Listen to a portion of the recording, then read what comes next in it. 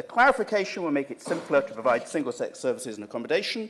It will provide clarity for single-sex associations, including charities, women's refuges, sports associations. It would also provide clarity to schools, which is increasingly becoming an issue. And all of this can be done using Section 23 of the GRA without the need for new primary legislation. So I support the first petition, Sir George, to make the Equality Act clearer for several reasons. And I echo what other members have said, but I want to talk about one particular application of the Act, and that's to allow clear and fair women's sport and to ensure that it gets the support that it needs.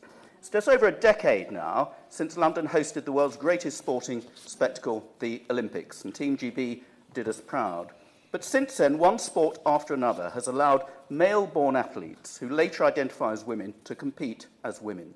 Around 60 governing bodies opened up the female category to male athletes who benefit from all the physical advantages of testosterone during puberty. Incredibly, that included some combat sports, such as wrestling and judo, which are very physical. The entire purpose of competitive women's sport is to allow girls and women to compete fairly, like against like, to recognise and reward female excellence. That's why we have separate Paralympic Games and separate categories within that to reflect the abilities of certain people.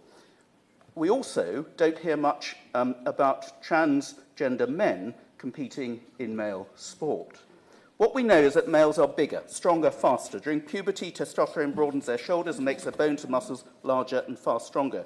There is no way to undo these changes. They are so advantageous in sport that in every single track and field event, the women's world record has been surpassed many times, not just by elite male athletes, but by teenage boys.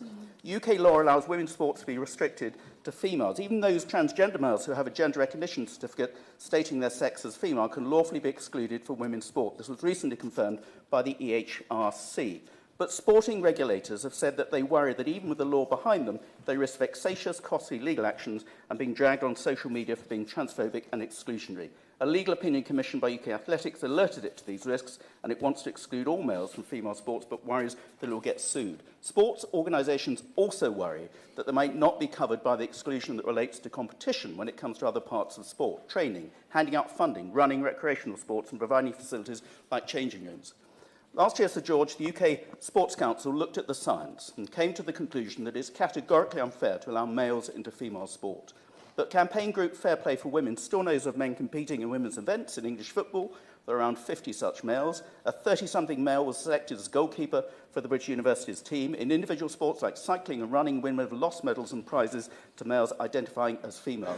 This isn't just an issue for elite sports. It's an issue even at the junior level. Parents worry that their daughters will get injured on the field playing with bigger, stronger, heavier boys who identify as girls. Faced with such unfairness and risk, women and girls vote with their feet. A measure that's described as inclusive actually means that girls and women are excluded from their own competition.